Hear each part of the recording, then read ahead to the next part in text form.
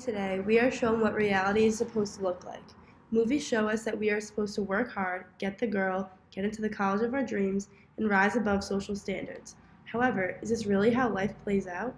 Growing up in a suburban setting, I've been able to see myself represented in suburban high school films.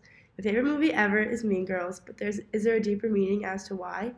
Mean Girls' main message is to not conform to what everyone wants you to be. However, it does show that we can all fall into that trap.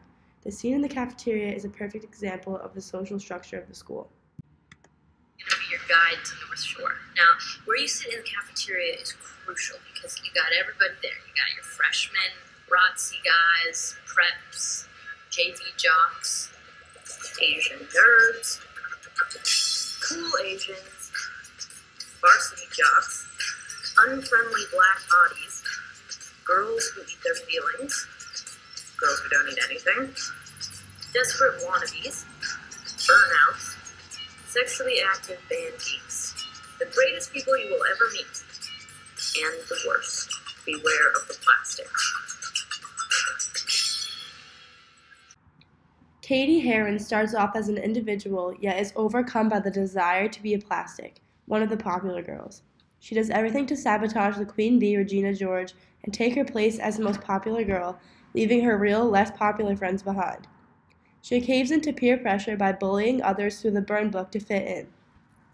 Once the book is released, the school goes nuts. However, Katie finds her way back to her true self during this time. Once she apologizes at the spring fling dance, North Shore High lets go of the barriers of the social cliques, and everyone becomes friends. And of course, Katie gets to be with Aaron Samuels, her dream guy. While this does not usually happen in real life, this film is teaching us that we don't have to change who we are to fit in. Mean Girls reflects how we all want to fit in, but teaches us that we do not have to. Mean Girls is my favorite high school movie, but I decided to ask my friends what their favorites are, to see if it has a common theme, specifically to see if it falls into the typical suburban high school genre and what those lessons are that it teaches. What's your favorite high school movie? High School Musical. The Breakfast Club. A Cinderella Story. All of my friends chose films in the suburban genre. I think this is because the movies we chose to watch and love reflect who we are. My friends all grew up in a similar environment to me in the middle-class suburbs. The fact that they love these films is interesting to me because it proves that the films that we watch both teach and reflect who we are. While High School Musical is a children's movie full of musical numbers, it still has the same message of individualism that the other suburban films have. Troy, a basketball star, falls for Gabriella, a science nerd. However, they both join the musical, which goes against both of their social standards. Troy's friends judge him for being in the play instead of shooting hoops, and Gabriella's friends judge her for being in the play instead of studying for the academic decathlon.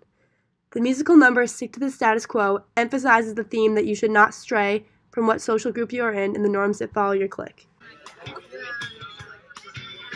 You can bet there's nothing but net when I am in the zone and oh no, no. But I got a confession, my own secret obsession, and it's making me lose control. Everybody gather around. Well, if Troy can tell his secret, then I can tell mine. I bake.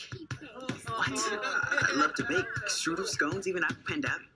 Not another sound. Someday, I hope to make the perfect creme brulee. No, no, no, no, no, no, no. Stick to the stuff you know. If you wanna be cool, follow one simple rule. Don't mess with the flow, no, no. Stick to the status quo. Of course, in the end, Troy gets the girl and is able to be in both the play and on the basketball team. He is able to break down the social norms like in Mean Girls and do what makes him happy.